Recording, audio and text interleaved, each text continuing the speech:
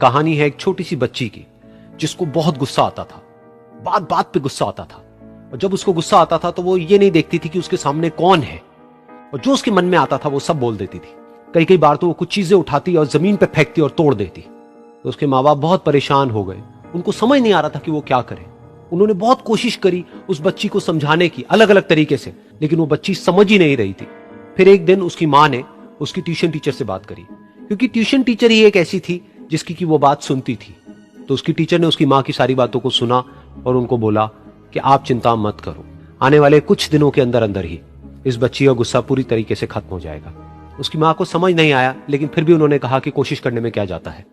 फिर उस दिन रोज की तरह जब वो टीचर आई और वो क्लास शुरू होने वाली थी, तो उसकी टीचर ने उस बच्ची से कहा कि आज हम पढ़ाई नहीं करेंगे, आज हम एक गेम खेलेंगे। तो बच्ची ये सुन करके बहुत खुश हो गई। फिर टीचर उस बच्ची के साथ में उस घर के पीछे एक दीवार के पास में जाकर के खड़ी हो गई, और उस टीचर ने उस बच्ची को कहा कि गेम ये है कि अब जब भी तुम्हें गुस्सा आए, तुम्हें कील लेनी है और यहां पर आकर के इस दीवार में गाड़ देनी है, थोड़ी सी, जितनी हो सके। फिर उस बच्ची ने टीचर से पूछा, लेकिन इससे क्या होगा? तो टीचर ने कहा कि जब ये गेम खत्म हो जाएगी तो तुम्हें एंड में एक प्राइज मिलेगा। फिर उस बच्ची ने बिल्कुल वैसा ही किया जैसे कि उस टीचर ने कहा था, यानी कि अब उसको जब भी गुस्सा आता तो वो जाती और जा करके एक कील उस दीवार में गाड़ देती। तो जैसा कि उस लड़की को बहुत गुस्सा आता था, तो पहले ही दिन वहां पर 10 से ज्यादा कीलें गड़ गई। लेकिन उन कीलों को गाड़ने के लिए उसको बार बार पीछे जाना पड़ता और जा करके उस कील को गाड़ना पड़ता। तो उसके दिमाग में आया कि जितनी मेहनत मैं लगाती हूं उस कील को गाड़ने में, उससे कम मेहनत में मैं अपने गुस्से को कंट्रोल कर सकती हूं।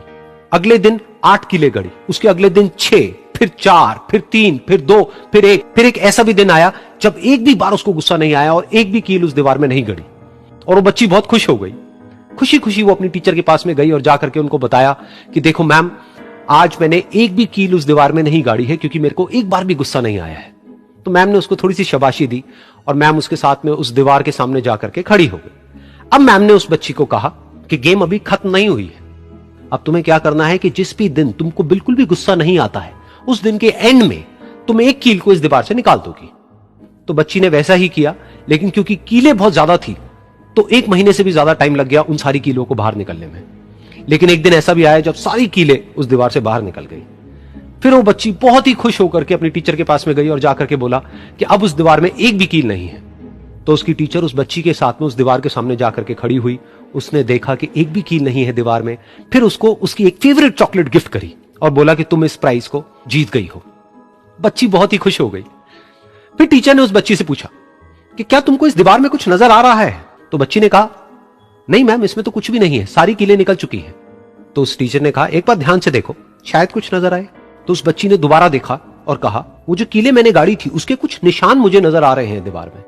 जब बच्ची ने ये देख लिया, फिर उसकी मैम ने उस बच्ची को कहा, जैसे तुमने इस दीवार में कील गाड़ी और अब तुम उस कील को तो निकाल सकती हो लेकिन उसके निशान को नहीं मिटा सकती, ठीक इसी तरह से होता है जब तुम गुस्सा करती हो।